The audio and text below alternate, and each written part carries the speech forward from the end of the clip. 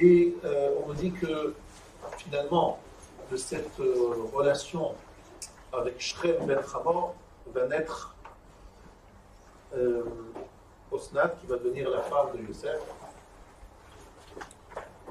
qui va donner donc finalement quelque chose de positif, mais quand même toute l'histoire est quelque chose d'extrêmement troublant. Yaakov s'est installé à Shechem, Shechem Naplouz, il vient d'arriver de son périple, il vient de rentrer de son périple, et il arrive donc en Eretz Israël, et voilà ce qui se passe. Dina est sortie.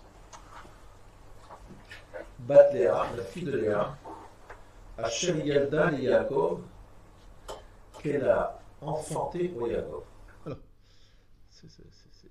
c'est une expression qui est tout sauf, sauf normale. Léa, fille de Yaakov, est sortie. Non, alors vous expliquez comment ça marche. Alors Dina, c'est la fille de Léa. Et vous savez que Léa, elle a accouché de Dina, de Yaakov, avec Yaakov. Bon. Je sais pas, c'est une expression un peu bizarre. C'est Dina bat Léa. En général, on donne le nom du père. Dina bat Yaakov. Non, Dina bat Léa, Achad Yalda le Yaakov. C'est une expression qui est très très bizarre. Le Midrash Tanchuma. Vechi bat Léa velo bat Yaakov hi. Et c'est la fille de Léa et pas la fille de Yaakov. Tela'a hakatuv be'ima. Le verset a voulu relier Dina à sa mère. Malia yatzanit, afzu yatzanit. De la même façon que sa maman est une femme qui sort, a priori donc elle sort un peu trop, quoi. Les yatzanit, ça veut dire qu'elle a l'habitude de sortir. Afzu yatzanit. Sa fille aussi Dina, elle sort un peu trop. Elle est sortie une fois de trop. Lorsqu'elle est sortie, bien Shechem, le fils de Hamor, l'a vu. Il a été subjugué par elle. Et sans foi ni loi, sans plus de forme de procès, il s'est jeté sur elle. Bon. Ça veut dire qu'en fait, Léa a un caractère de femme qui sort, Yatzanit. Uminaim chez Léa Yatzanit. Nous, on sait que Léa, c'est une femme qui sort, peut-être un peu trop.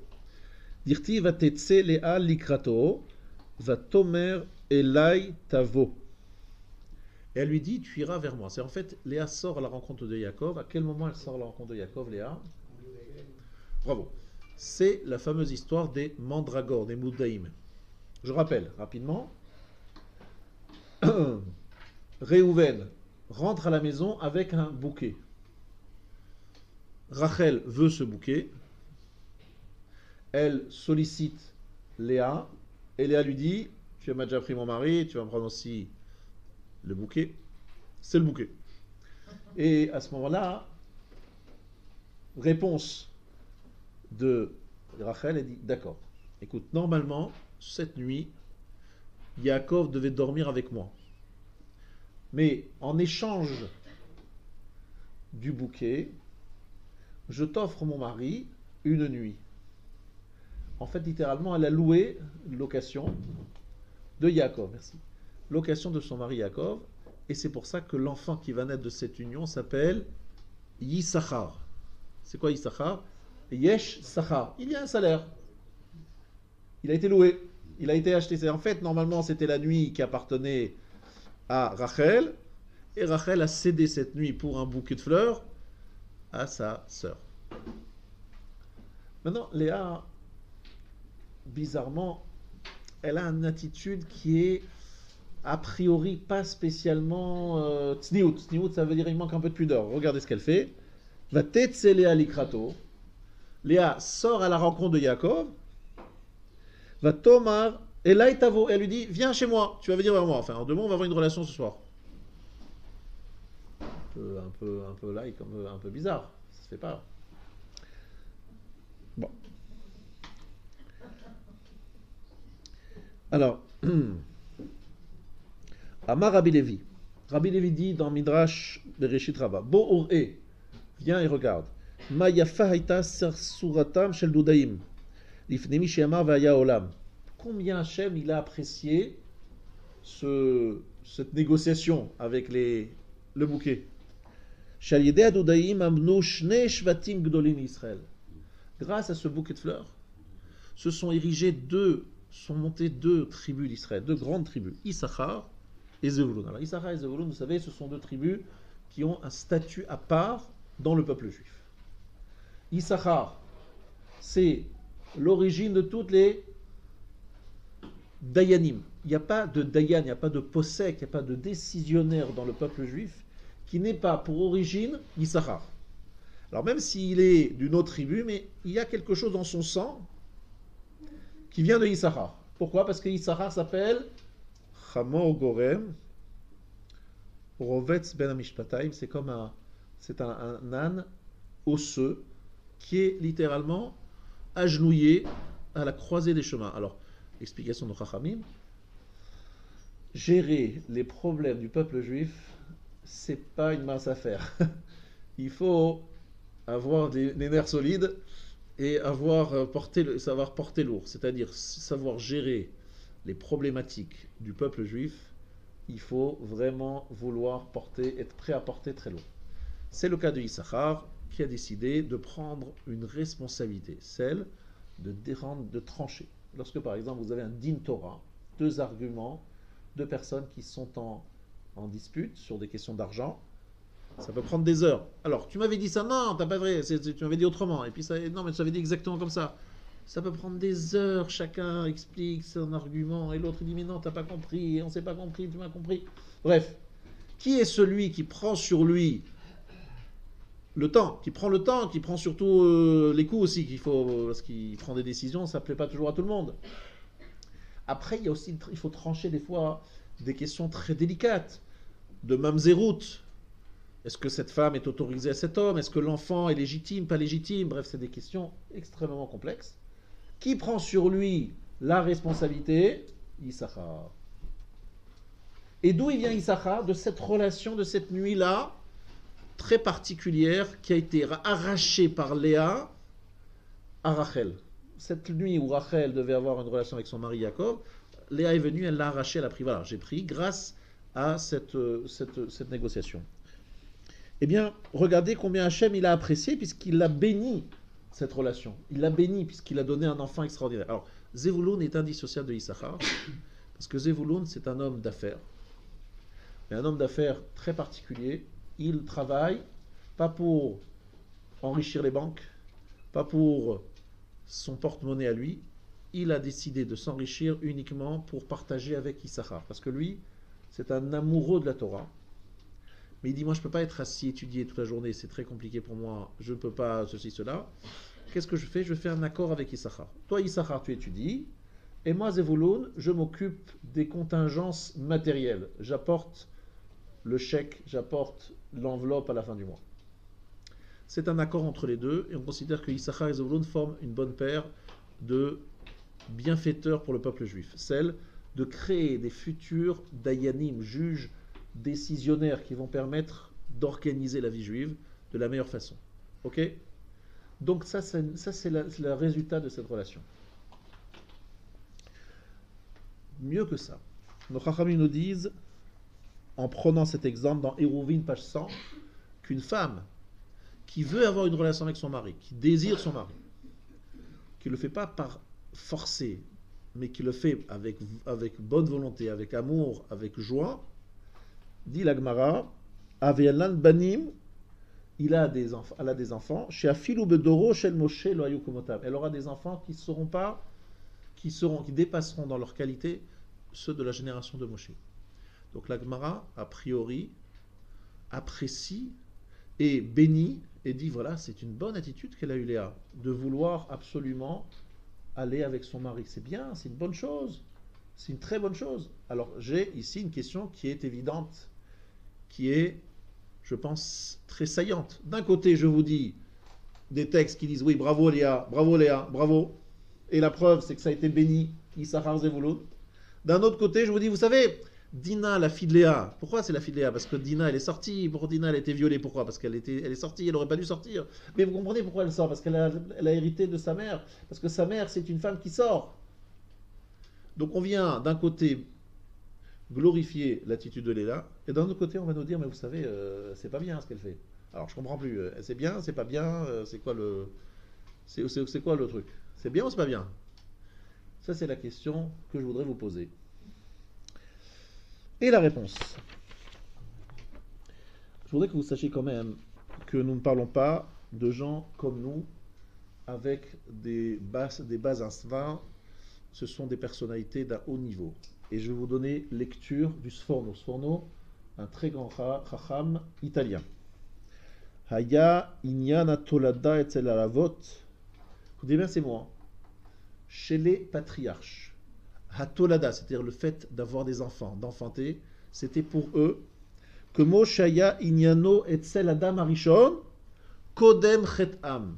Comme Adam Arishon avant la faute. Vous entendez? Avant la faute, la relation intime, c'était un acte sans arrière-pensée, sans tabou, c'était pur, il n'y avait rien de tordu, il n'y avait pas de Yetzerara. C'était comme ça. Donc les Avot et les Imaot, lorsqu'ils avaient des relations, pour avoir leurs enfants, c'était dans cet état d'esprit. Kilo haïta kavanatam bo lahanat atzman klal. Leur idée n'était pas pour en tirer profit. Leur volonté, c'est d'avoir une descendance qui servirait fidèlement à Kadosh Baruch Hu. Ça, c'est leur intention. Donc on parle de personnalités qu'on ne connaît pas aujourd'hui, des personnalités motivées par un très très haut niveau spirituel, celui d'avoir et de monter le peuple juif, 12 tribus. Et en fait, quelque part, les conflits qu'on lit dans la paracha de la semaine dernière, c'est tout simplement des personnalités qui veulent avoir le mérite d'être l'origine, monter ce peuple juif, de construire ce peuple juif. C'est ça leur motivation. Donc ici,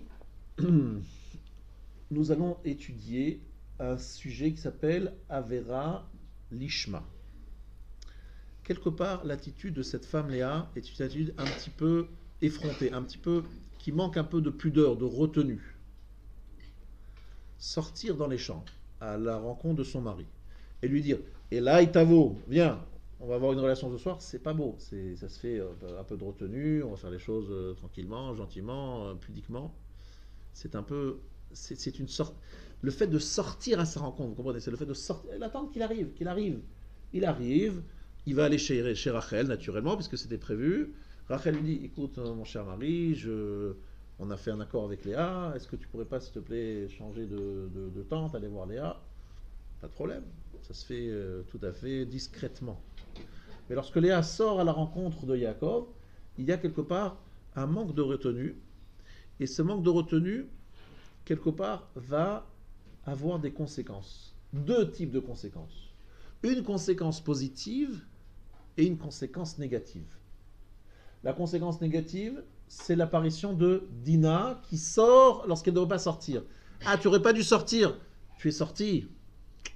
Attention, il y a quelqu'un qui va sortir et qui va avoir des conséquences gravissimes. C'est qui? C'est ta fille Dina. D'accord. Conséquence positive, c'est qu'elle a démontré d'une façon incroyable son envie d'avoir encore un enfant. Léa, elle ne s'arrête pas. Elle ne s'arrête pas. Pourtant, Léa, elle a déjà 4 fils. Qu'est-ce qu'elle fait? Elle a 4 fils. Stop! C'est bon, t'as pas. Il y avait 4 femmes. 12 enfants, chacune, 3, t'as déjà une de plus, un de plus. Stop! Et Léa, elle ne s'arrête pas. Elle dit non, alors je vais donner Zilpa, ma servante. Puis après, moi-même, je vais.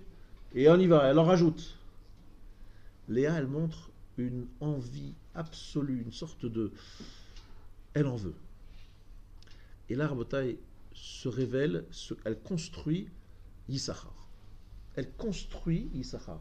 Cette envie qui a du mal véritablement à se canaliser, cette aspiration profonde qui n'est pas canalisée, elle crée quelque chose qui s'appelle Yissachar. Et c'est très intéressant de voir cette comparaison qui est faite entre la relation entre un homme et une femme, Léa et Yaakov, et le fait qu'elle va avoir un fils qui va venir un décisionnaire en Israël. Parce que cette comparaison qui est faite entre un homme et une femme et une relation, on va dire, forte entre eux, et le fait qu'il y a un décisionnaire qui va sortir de cette relation, c'est quoi un décisionnaire? C'est quoi la dimension de Issachar? La dimension de Issachar, c'est cette envie, cette recherche.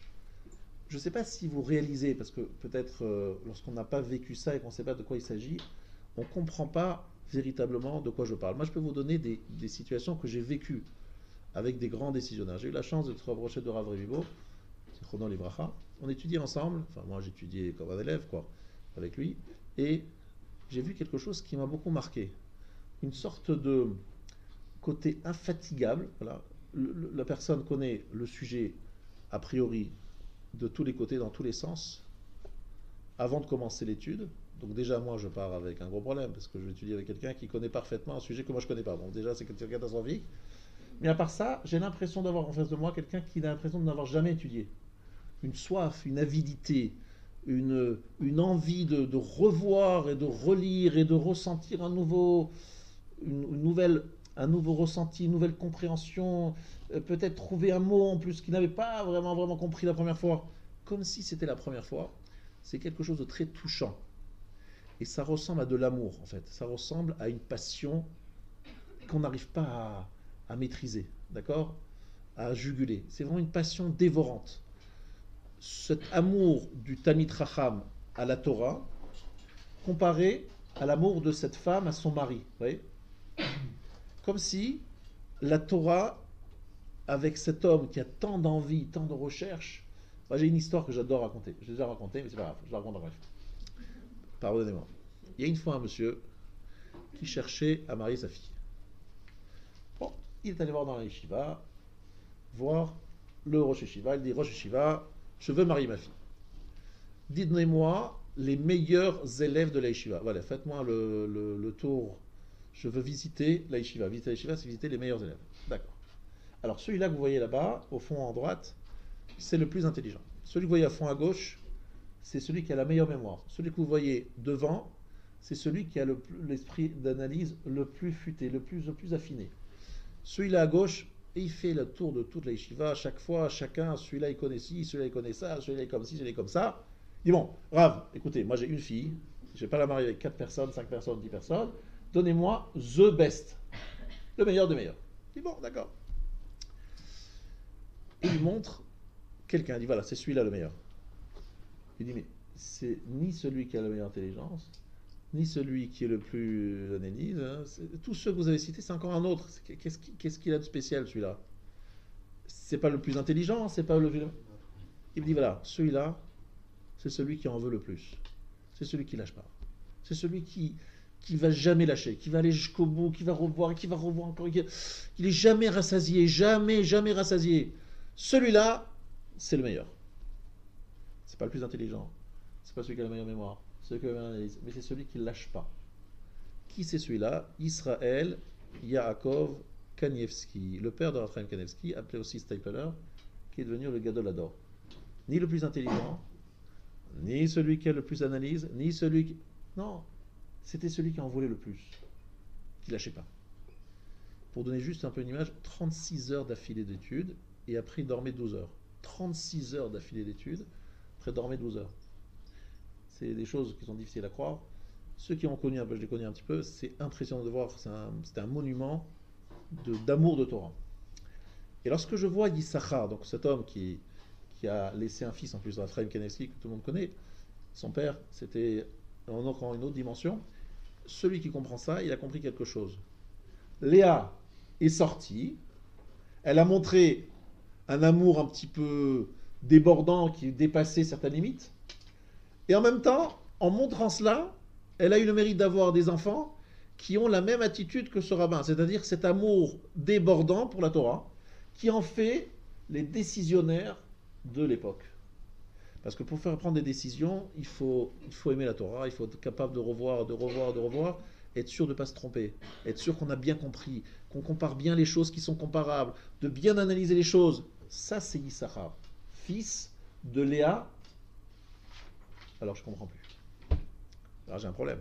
Donc, c'est très beau ce qu'elle a fait Léa. La preuve, c'est qu'elle a eu un fils qui est du même acabit qu'elle. Donc, quel est le problème?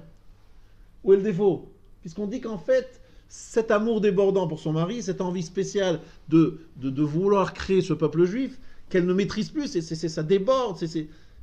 Eh bien, cette force-là, quelque part on dit, mais regarde, Dina, elle est sortie parce que toi tu es sorti. Alors je comprends plus, c'est bien ou c'est pas bien? C'est où l'histoire? Là je viens d'expliquer que c'était bien. Alors ici, c'est quelque chose d'assez extraordinaire. C'est qu'en fait, je ne vais pas vous donner les détails, hein, parce qu'ici, dans les détails, c'est impressionnant. Et elle montre une impatience totale. Elle est impatiente. Son mari arrive, dit voilà, arrête, viens, viens. Elle est dans une impatience totale. Je ne vais pas rentrer dans le détail parce que c'est difficile pour moi de le dire. Mais en fait, c'était complètement le Shem Shamaim. Entièrement le Shem Shamaim. Mais on lui reproche quand même d'être sorti. Ça veut dire que la forme, même si elle est prise avec plein de bonnes intentions, comme la forme n'était pas à 100% cachère, elle laisse une trace négative.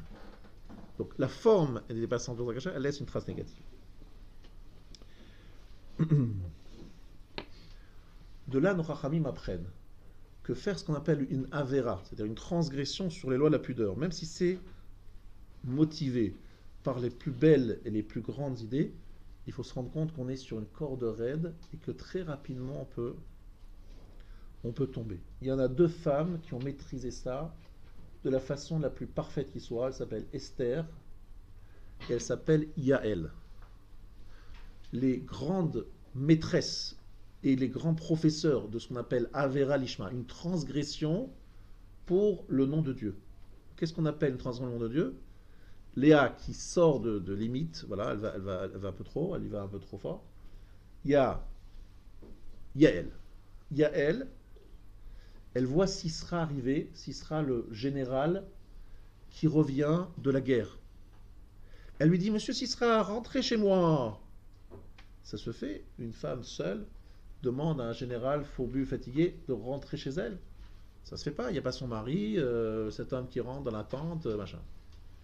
Nos sages nous disent qu'il en a profité pour profiter d'elle. Après, elle lui donne à boire du vin, du lait, enfin bref, elle l'endort. Elle lui prend un pieu de la tente, elle lui enfonce dans la tempe et elle tue Sisra. C'est pas connu ce que je vous dis. Le Rama Mipano, un des grands kabbalistes, dit de cette relation est né, de cette femme Yael avec Sisra, est né celui qui sera à l'origine de Rabbi Akiva. Rabbi Akiva est un descendant de cette relation-là. Alors vous avez compris, c'est pas la première génération, hein, parce que Rabbi Akiva c'est bien plus tard. Mais le Rama Mipano dit que l'origine de Rabbi Akiva, il est dans cette relation où là, la femme Yael a fait un acte complètement 100% désintéressée. Elle ne cherchait pas à profiter de Sisra, elle a subi, elle a été littéralement violée en fait. Et donc ce qu'elle a fait, elle l'a fait absolument de façon désintéressée. Là, c'était caché à la méadrine, ça a donné Rabbi Akiva. Yehudit, elle n'a pas fait la même chose que Yehudit, elle était forcée par le tortionnaire de l'époque à ce qu'on appelait le droit de cuissage. Yehudit, elle était forcée à faire ce qu'elle faisait. Donc elle a tué effectivement, elle aussi, c'est ça l'analogie, c'est qu'elle a tué son tortionnaire, mais elle n'a pas choisi d'aller à sa rencontre. Elle a été forcée, mais elle en a profité pour tuer son tortionnaire. Ce qu'il y a chez Yael, c'est qu'elle est allée à la rencontre, comme un peu Léa. Elle va à la rencontre, donc elle fait un acte, parce que si elle s'était pas allée à la rencontre, il aurait passé son chemin, peut-être qu'il ne serait pas rentré, elle se serait cachée, il l'aurait pas vu. Mais là, il va à sa rencontre, donc quelque part, elle l'attire vers elle, donc elle est responsable quelque part du viol dont elle va être l'objet, mais elle le fait d'une façon totalement désintéressée. Il va naître de ça Rabbi Akiva. Il y a Esther avec Achashverosh. Là encore, Esther, elle est forcée, donc tu pourrais comparer ça à Yehudit.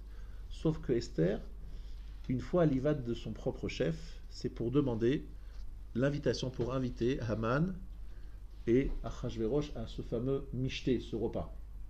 En invitant Achashverosh, elle y va de son propre chef, donc elle décide d'y aller, et en cela, elle fait un acte aussi, c'est une transgression. Tant qu'elle est forcée par son mari, elle n'a pas le choix. Mais si elle y va elle-même, donc c'est une décision à elle d'y aller. Et là, elle fait une transgression. Mais elle ne la fait pas pour un profit personnel, elle le fait parce qu'elle veut sauver le peuple juif. Et elle le fait vraiment que pour cela. Eh bien, de là va naître Darius. Et Darius va reconstruire le second Beth Amikdash. Ça veut dire que de ces relations tout à fait une Avera Lishma, une Avera totalement maîtrisée, ne sort que du bien. Que du bien. Construction du Beth Amikdash, Rabbi Akiva. Chez Léa, il y avait un tout léger défaut, qui a montré, qui a fait qu'en sorte que Dina sorte et soit prise par Shechem. Sachez quand même que Shechem, d'après la Kabbalah, vous savez tous que la Kabbalah nous enseigne quelque chose de très important sur la relation entre Shechem et Dina. C'est pas une relation purement un viol classique. Nos Chachamim nous disent les mots suivants: Vatetse Dina bat Léa, et c'est écrit Vatidbak nafsho bedina bat Yaakov. Littéralement, son âme s'est littéralement collée à Dina bat Yaakov. Chashka, il y a une notion de cheshek et de nefesh qui se collent. Alors, les sages de la Kabbalah nous disent que lorsqu'il dit Chamor, voici, Chamor dit Shechem beni chashka nafsho bebitrem, mon fils Shechem s'est attaché, son âme s'est attachée à votre fille. Tenuna otal oloisha, donnez-lui, s'il te plaît, cette femme, votre fille comme femme, etc. Prenez donc position sur cette terre, faisons ensemble des affaires. Et il dit cette phrase Veine haaret rechavat yadaim. La terre, littéralement, est large, est ouverte devant eux. Rechavat yadaim, c'est les premières lettres du mot Rabbi Hanina ben Teradion. Rechavat yadaim. La terre est largement ouverte. C'est les premières lettres du mot Rabbi Hanina ben Teradion. Vous verrez ça dans le Or HaChaim HaKadosh. Et ici, qu'est-ce qui se passe? Il se trouve que dans Shechem, il y avait une âme un peu perdue, une sorte d'étincelle d'âme, qui était Kedosha, qui devait revenir dans le peuple juif. Et qui se trouvait, et qu'il fallait ramener. Shechem s'est attaché à Dina parce qu'il sentait qu'il y avait quelque chose de très fort entre eux. Ce n'était pas juste un viol d'un homme qui désire une belle femme, c'est que vraiment il y avait un point d'attache très fort entre Shechem et Dina. Ce point d'attache s'appelle Rabbi Hanina ben Teradion. C'est matérialisé par la suite par Rabbi Hanina ben Teradion, Rechavat, Rabbi Hanina ben Teradion. Et en fait, en s'attachant à Dina, il a eu une relation avec elle, de là est né un enfant. J'ai dit que c'est Osnat. Mais c'est l'origine de tout cela, c'est Rabbi Hanina ben Teradion. Ça veut dire que des fois il y a des âmes perdues, d'accord, et il faut qu'elles reviennent. Donc ça passe des fois par des chemins un peu de traverse, des chemins un peu tordus, mais finalement quelque chose a été pris chez Shechem, gagné chez Shechem et introduit dans le peuple juif. Et ça, vous comprenez quelque chose de très important. Ce que je vous dis maintenant, c'est peu de gens le savent. En vérité, ce que je suis en train de dire chez Shechem, c'est vrai également chez Esav. Chez Esav, d'après les Chachmei HaKabbalah, les sages de la Kabbale,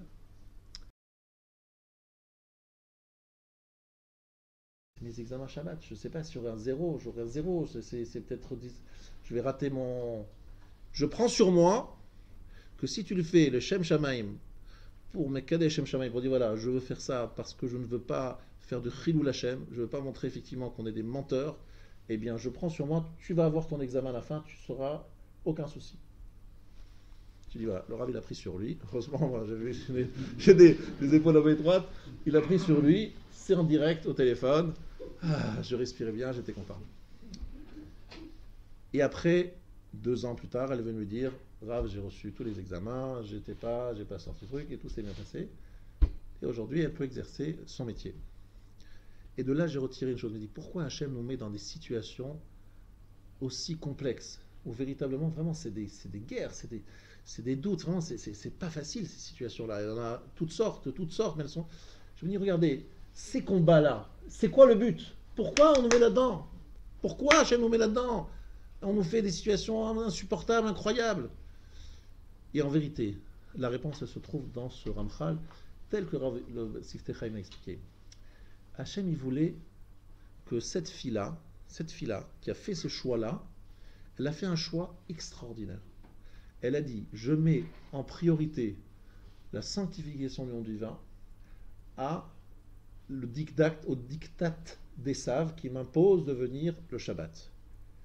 A priori, je serais perdante. A priori, logiquement, on va dire raisonnablement, je suis perdante. Mais j'ai décidé de mettre au-dessus mon respect du Shabbat, mon respect de ma parole, mon respect surtout le Kiddush Hashem, et surtout éviter le Chilul Hashem, je passe avant.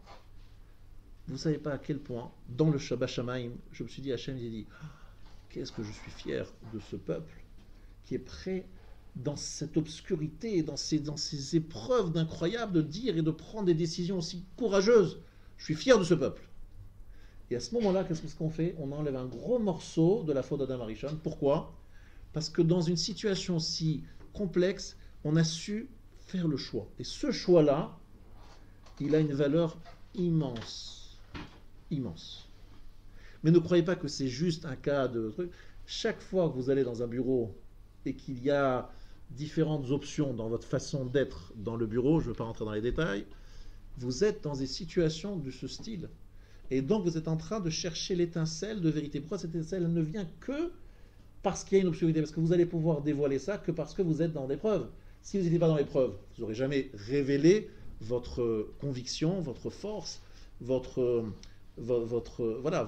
qui nous Hachem, vous ne pouvez le révéler que parce qu'il y a ce mélange, cette épreuve. Vous comprenez?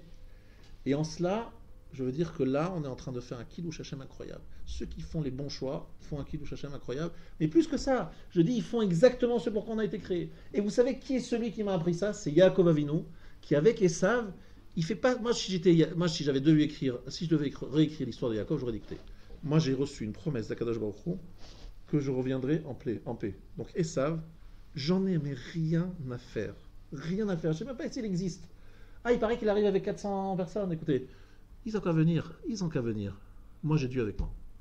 J'en ai rien à faire. Ni je me prosterne, ni je dis, je dis à la figure, t'es un voyou, t'es un sale type. Fais de moi ce que tu veux. De toutes les manières, moi, je fais ce que je fais pour l'honneur de Dieu. Et de toute manière, t'as qu'à te débrouiller. Non, Hachem, il ne voulait pas ça. Parce qu'Hachem, il a voulu qu'en se prosternant, il y ait ce côté un peu ambigu, et que finalement, je choisisse de me prosterner devant Dieu, et pas devant Esav. Voilà, ce côté-là, je me prosterne devant qui là? Je me prosterne devant Esav, non? Est-ce que devant la volonté de Dieu qui m'oblige, je me prosterne devant Esav, ou je me prosterne devant Esav? Qui sait? Devant qui? Et ce côté un peu compliqué, complexe, me permet de faire apparaître des choses qui ne seraient jamais apparues sans ce sujet troublant, sans cette situation complexe. Vous comprenez ou pas? Moi, j'ai pu assister aussi à des moments où on a pris des étudiants, qu'on a fait ce qu'on appelle, on les a mis sous séquestre pendant tout un Shabbat, pendant lequel ils n'ont eu aucun contact avec l'extérieur, et qui, juste après Shabbat, ont fait des examens. Vous savez, ça se fait aussi. On se dit, mais pourquoi se mettre dans ces situations complexes? Quelque part, je pense que dans le ciel, c'est un peu ce qu'ils cherchent. Ils cherchent que devant Esav, on ne baisse pas la tête, mais qu'on ne fasse pas de l'indifférence, qu'on ne soit pas dans l'agressivité, qu'on ne soit pas dans l'opposition, qu'on ne soit pas dans l'ignorance, mais qu'on soit vraiment là pour relever les défis du quotidien, de ces situations complexes dans lesquelles nous sommes. Donc, Rabotai, je pense ici que lorsque Yaakov fait les cadeaux à Esav, lorsque Yaakov se prosterne devant Esav, il nous oblige à nous de faire la même chose, mais en gardant notre fidélité à Yaakov. À Kol Yaakov, à Yadaim et Esav. On a les mains d'Esav, on a la voix de Yaakov. La voix, c'est l'impnimiout, l'intériorité. Et pourquoi Hachem a voulu que les choses se passent comme ça? Parce que c'est la seule façon de faire apparaître l'étincelle. Donc, dans cette histoire de Yaakov, et surtout dans Vaïshlach, on ne parle pratiquement que de situations complexes et scabreuses. Très franchement. Le fait de dire que Shechem, il se marie avec Dina, que Dina va prendre un petit peu de Shrem, et de Shrem, il y aura Rabbi Hanina ben Teradion qui va venir de là-bas. Esav, il y a dedans Rabbi Meir, Rabbi Akiva. On dit, mais c'est quoi cette folie? Pourquoi ils sont allés se fourrer là-bas, Rabbi Meir, Rabbi Akiva? C'est les plus grands maîtres de la Mishnah. Ils vont chez Esav. Pourquoi on les a pris là-bas? Mais qu'est-ce qu'il va faire Shabbat? C'est qu'il n'y a pas le choix. Il faut, depuis qu'il y a le bureau, le mélange, il faut être capable de faire ce tri, de faire ces choix, de faire ces... Voilà. Pour ceux qui savent étudier Shabbat, étudier les lois de Borer, le tri Shabbat, vous savez que c'est interdit de trier Shabbat. Tous les décisionnaires se demandent, mais pourquoi c'est interdit de trier? Je ne construis rien, je ne crée rien en triant. Les autres melachot, j'écris, d'accord, j'écris, j'ai fait une lettre. Je construis, bien évidemment. Je couds, je crée quelque chose, mais trier, c'est pas créer. Trier, c'est créer. Trier Shabbat, ça vient de la même origine de ce que je suis en train de dire. C'est que l'être humain est là pour faire des tris. Tout le temps de trier. Et plus c'est touffu, plus il a de mérite lorsqu'il va trier. Ouais. Plus c'est touffu, et plus on a de mérite parce qu'on a trouvé justement la pierre qui était là, la pierre précieuse qui était cachée derrière. Là, on a un grand mérite. Lorsque c'est clair, ben c'est clair, c'est facile, on n'est pas en train de trier, on ne cherche pas. Et ce qui est intéressant, c'est la recherche, plus encore que la trouvaille. Et pourquoi je vous dis ça maintenant? Parce que pour moi, Yissachar, c'est exactement celui qui étudie la Torah tel que Yissachar l'étudie, il fait exactement le même travail, mais dans un autre domaine. Vous savez que l'étude de la Torah, tout le monde se pose la question pourquoi les Gmarot sont aussi complexes. Ceux qui étudient la Gemara, ils savent de quoi je parle. Au lieu de dire clairement les choses, de dire article 1, alinéa 1, alinéa 2, chapitre 2, etc.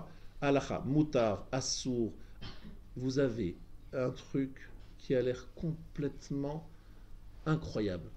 Un, il pense comme ça, puis l'autre il n'est pas d'accord, et puis celui qui n'est pas d'accord, en fait Rashi pense comme ça, puis Tosfot n'est pas d'accord avec Rashi, puis après dans Tosfot il y a le Maharsha n'est pas d'accord sur l'explication de Maharsha, et après vous regardez le Magen Avraham, le Shulchan Aruch qui discute avec le Rama, le Shulchan Aruch lui-même il dit sur le Rashba n'est pas d'accord avec le Rashba. Je dis mais c'est quoi cet embryo, c'est quoi ce truc bizarre, incroyable, qu'est-ce que vous avez à faire? Vous avez envie de fermer tout ça, de dire voilà, stop, ils m'ont saoulé ces rabbins, c'est impossible, c'est insupportable. Et qu'est-ce que vous faites?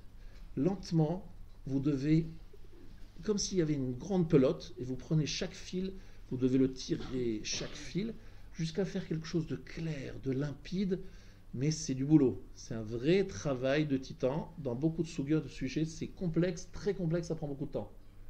Mais finalement, vous recommencez exactement le même travail. Vous êtes en train de faire un tri, d'organiser, de mettre ça d'un côté. Alors ça, c'est comme ça, celui-là, il pense autrement, celui-là, il est un petit peu différent, celui-là, il est comme ça. Vous êtes en train de ranger, de trier, etc. N'est-ce pas?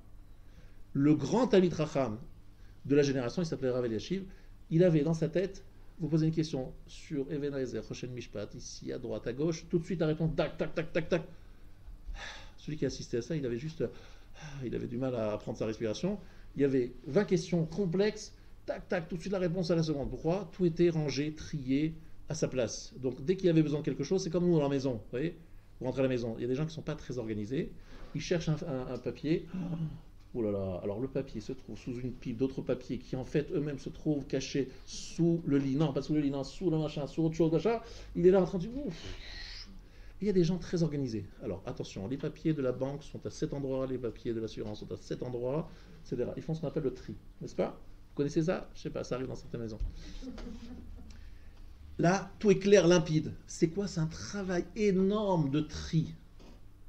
L'homme est là, sur terre, pour trier, pour dire ça c'est bon, ça c'est moins bon. Là, attention, là, il y a un petit quelque chose il y a une petite étincelle de lumière. Même, il n'y a jamais quelque chose qui est totalement noir. Il y a toujours quelque chose qui est un petit peu noir, un peu gris, un petit peu de lumière. Attention, il faut la capter. C'est le sod de Hanouka.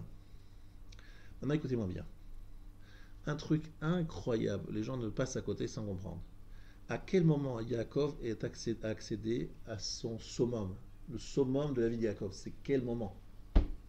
Quel moment? Les fioles. Il retourne chercher des petites fioles. On nous dit, Yaakov, à ce moment-là, il combat le prince des Saves, et il gagne la guerre. On dit, oh, magnifique Yaakov. Et qu'est-ce qu'il est allé chercher? De l'argent. Des petites fioles qui ne valaient pas grand-chose. Il est retourné tout seul dans la nuit pour chercher des fioles. Vous dites, mais maître Yaakov, franchement, tu te mets en danger pour des fioles. Réponse de nos Chachamim, pour les tzadikim, l'argent vaut plus que leur vie. C'est quoi cette phrase? C'est quoi ce truc incroyable? En fait, chez Yaakov, s'il y a un effort qui a amené tel ou tel objet, cet objet fait partie des outils qui lui servent dans ce monde. Et ils ont un rôle. Il n'y a rien qui soit rôle, qui soit profane. Tout est Kodesh Kodashim, tout est Kodesh. Tout est Kadosh. Il n'y a rien qui soit profane, rien qui soit... Ah, ça sert à rien, oui, non, c'est juste un truc. Non, chaque chose a sa place et chaque chose a son rôle. Et il n'y a rien qui soit chol, qui soit profane, qui soit sans colère, sans couleur. Donc il est recherché des petites parties, des petites fioles. À ce moment-là, il se bat contre le grand. Et à ce moment-là, stop, il arrive au top. Il avait Israël, il devient le maître des Saves, il a gagné la guerre.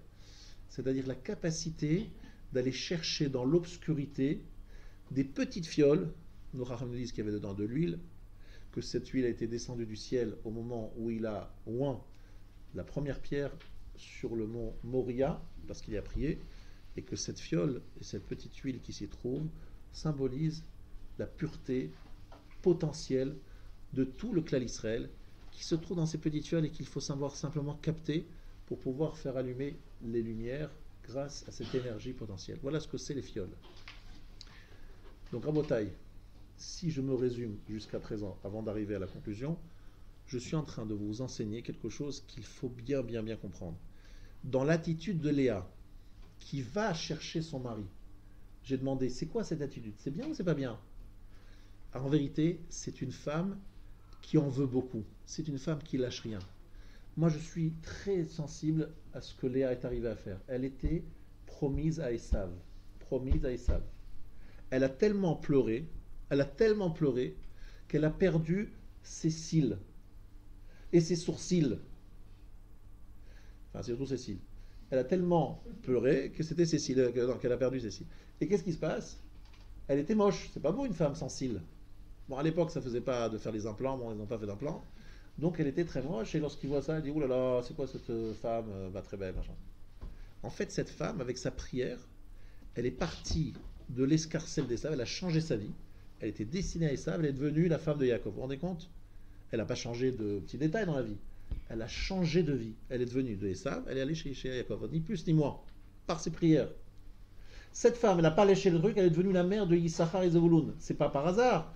C'est une volonté de faire qui ne lâche rien. Pourquoi? Parce que je veux construire l'histoire juive. Je veux être une bâtisseuse. Je veux rien lâcher. Ses descendants, c'est Yissachar, c'est des gens qui lâchent rien. Qui étudient et qui lâchent rien. Ils ne lâchent rien. Et arrivent à être des décisionnaires parce qu'ils connaissent tout. Tout est clair, net. Pourtant, c'est un homme broglio incroyable, mais non, il ne lâche pas. Yissachar. Ça, c'est la force de celui qui recherche. C'est celui qui est là, qui fait un tri perpétuel. Pourquoi c'est si compliqué? Parce qu'il y a la faute d'Adam Arishon, que c'est devenu un grand fatras, un grand fourre-tout, et qu'il faut arriver à faire un peu d'ordre dans ce fourre-tout. Le monde est un grand fourre-tout. Il y a plein de mélanges de tout. C'est comme une grosse boîte où il y a plein de choses dedans, et vous devez prendre. Alors ça, c'est non, ça je garde, ça je tiens, ça je prends, un grand fourre-tout. Il faut faire un grand tri. Et les grands trieurs devant l'Éternel s'appellent Yissachar et il s'appelle Yaakov. Et Yaakov, fort de cela, il y a un problème, fort de cette dimension-là. Dina sort capter chez Shrem, parce que chez Shrem, il y a encore quelque chose à prendre. Et on va capter chez Shrem l'âme de Rabbi Chaim Radion. On va capter chez Esav l'âme de Rabbi Meir, l'âme de Rabbi Akiva. On va capter chez ces êtres, même dans la Avera Lishma, la transgression, je vais capter une étincelle de lumière. Il y a une étincelle de lumière dans la transgression, dans la Avera. Oui, Esther, regardez, grâce à sa Avera, elle a donné naissance à Darius. Yael, grâce à sa Avera, elle a donné naissance à Rabbi Akiva. C'est-à-dire qu'on est capté ces petites âmes perdues. Qu'est-ce que ça veut dire pour nous au quotidien? Quelque chose d'énorme. Je ne sais pas si vous réalisez. Si on voit le monde comme cela, notre situation ici dans ce monde ne doit pas être vue comme certains. Certains me disent, ah là là, j'aimerais bien habiter dans un endroit où tout soit simple. Il n'y a pas de combat, il n'y a pas de difficulté, il n'y a pas Esav qui m'empêche de faire Shabbat, il n'y a pas ceci qui m'empêche de faire ceci. Un endroit cool, tranquille. Il n'y a pas de problème. Je connais un endroit très cool et très tranquille, ça s'appelle le Olam Haba au Gan Eden. Donc, vous voulez quoi? Vous voulez déjà rejoindre les âmes là-haut? Non, s'il vous plaît, monsieur le rabbin, non, ça, vous êtes d'accord, mais je suis pas tellement pressé. D'accord? Donc, vous êtes venu sur terre pour être un trieur devant l'Éternel, un grand trieur. Donc, ayez le courage, Rabotai, lorsque vous avez ces difficultés qui apparaissent, de vous dire merci Hachem de me donner cette difficulté. Merci. Je vais pouvoir sortir mon épingle du jeu. Vous savez, on a dit aujourd'hui en français, sortir son épingle du jeu. De ce fourre-tout, je vais pouvoir prouver que je suis capable de faire les tris et les choix difficiles qu'Hachem m'impose, mais qui s'imposent, mais que je vais être capable de dire avec courage, du courage. Je vais être capable de surmonter l'épreuve. Ça, c'est Yaakov Avinu. Maintenant, Rabotai, il y a un homme qui s'appelle Emet. L'homme du Emet, c'est Yaakov, n'est-ce pas? Yaakov, qui est l'homme du Emet, il est totalement et complètement embrigadé par le sheker, par le mensonge. Il est chez Lavan, monsieur mensonge, Lavan. Alors là, c'est monsieur mensonge. Mais il arrive chez Esav, Il joue lui le mensonge. Il dit, tiens, j'ai appris chez Lavan à jouer le comédien, je vais continuer à jouer à côté de la comédie. Je me prosterne devant Esav, disant, tu es mon maître, je t'adore, t'es extraordinaire. Je l'embrasse, on s'embrasse, on a l'impression que c'est deux grands amis. Non. Tout ça, c'est en fait un combat terrible qui est celui de développer une vérité. Et ça, je vais vous apprendre je vais vous apprendre quelque chose qui va peut-être vous apprendre quelque chose dans votre vie. Chacun d'entre nous a une mission bien définie. Chacun d'entre nous a certaines qualités. Maintenant, vous allez voir, si vous vous analysez bien, vous verrez que votre qualité va être tout le temps mise à défaut, mise en opposition à un défaut que vous avez. Vous allez remarquer que même vos circonstances de votre vie vous mettent dans des situations de péril sur cette qualité qui vous fait, qui est votre caractéristique. À ce moment-là, vous vous rappellerez ce que je vous dis maintenant. Yaakov Avinu, sa qualité première, c'est d'être un homme intègre, un homme juste et un homme droit et un homme de vérité. Et on le voit dans tous les parachiotes se retrouver dans des mensonges absolus. Le premier gros mensonge, c'est que sa mère lui dise, tu vas te déguiser avec en Esav et tu vas prendre les brachot de ton père. Quoi, moi, l'homme de la vérité, je vais lui raconter un mensonge aussi gros. Oui, oui, c'est toi, tu vas le faire. Bon. Qu'est-ce qu'on veut de moi? Après, je le dépasse chez Lavan. Lavan, c'est mon beau-père, magnifique. Et là-bas, il me trompe, je le trompe, on se trompe. Catastrophe. Je le retrompe dans l'académie du Sheker. Je vais chez Esav, on me dit, attention, tu te prosternes à Esav. Ah, moi, je vais prosterner ça, mais je ne crois pas, c'est pas vrai, c'est pas moi, je n'ai pas envie de me prosterner, c'est un mensonge. Oui, mais tu vas le faire quand même. Voilà. Donc, on le met dans des situations où il est obligé de faire un pieux mensonge, mais un mensonge de Shem Shamaim. Qui peut résister après ce genre de traitement et rester un homme intègre? Qui? En ayant dû tant et tant de fois dire des mensonges, qui est vraiment intègre après ça?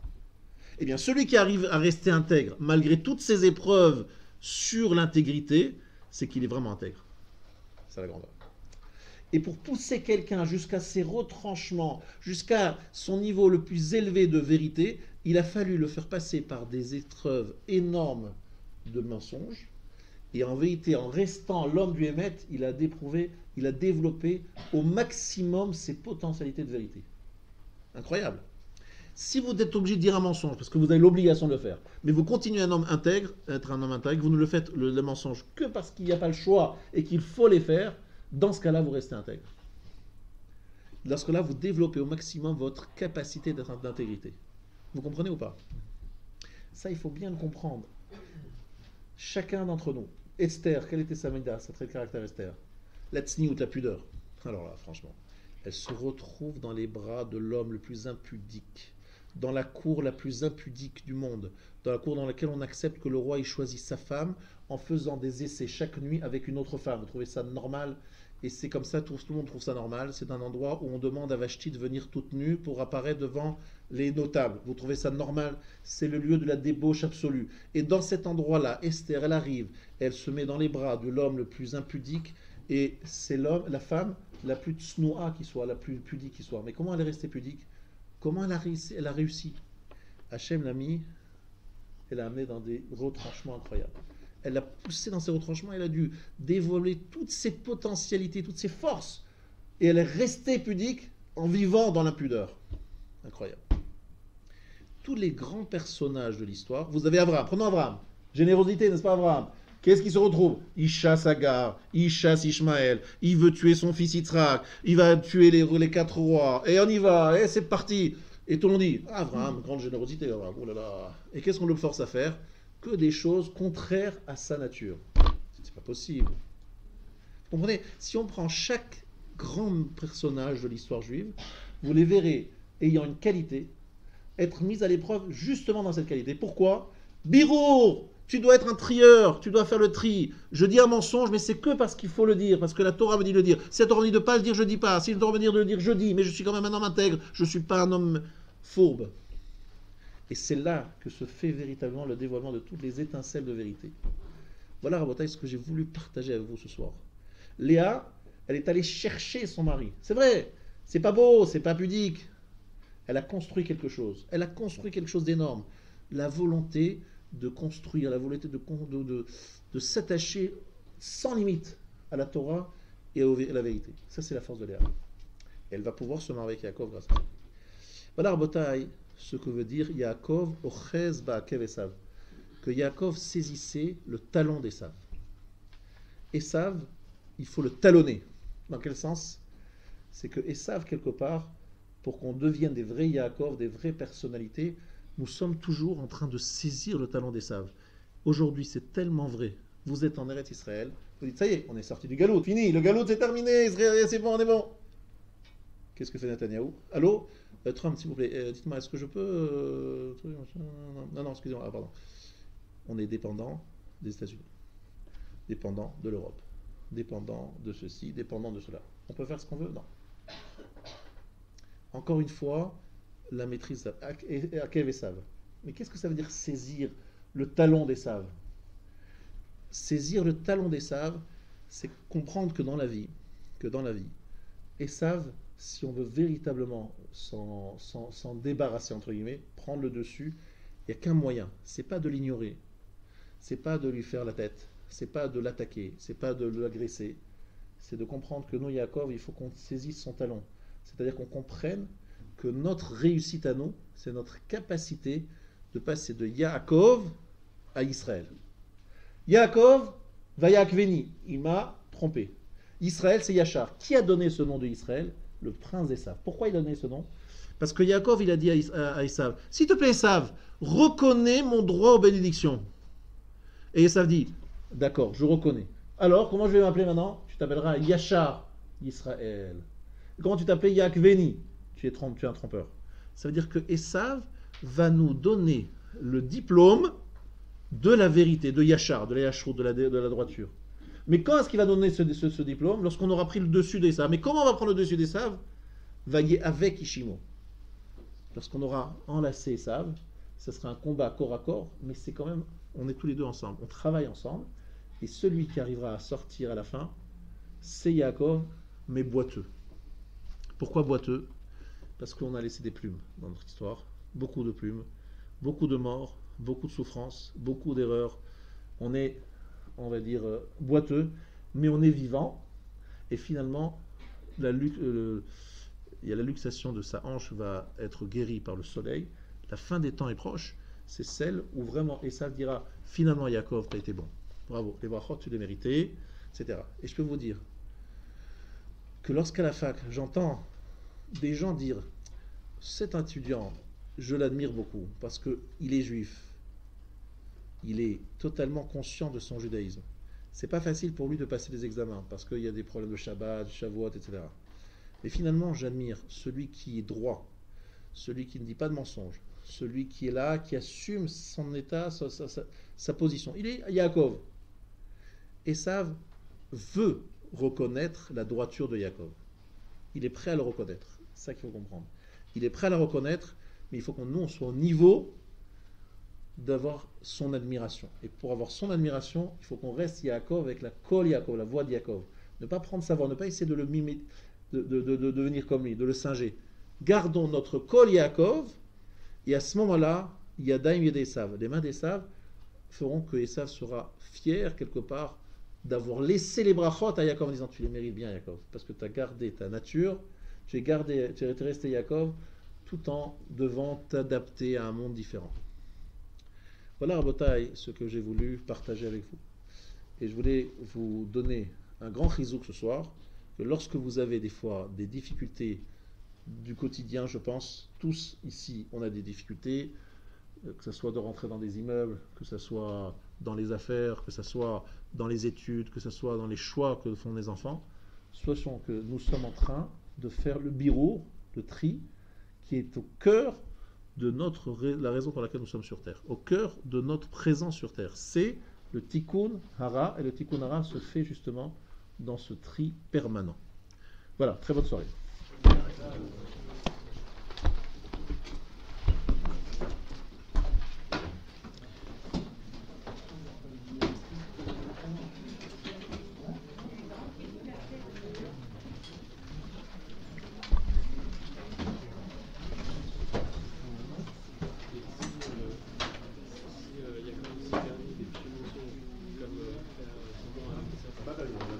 Oui, alors pourquoi elle aurait pas pu dire, votre élève, elle aurait pu dire un peu certificat de cette année. Le Shabbat, c'est différent. Et le Shekel, c'est pas vraiment. Il y a connu, mais si on avait pas été prévenu, Vous n'avez pas su ça? Ouais.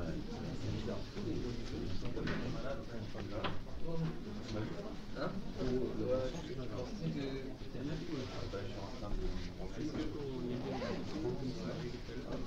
C'est incroyable, tu vois, ça t'arrive. Si vous voulez arriver avec les autres, descendez au premier, on donne. Moi, il faut dire qu'il ne faut pas un peu cacher. Ça se fait bien faire. Je dis je peux partir plus tôt parce qu'on a décalé des jours. Je me pose des prévues. Je dirais.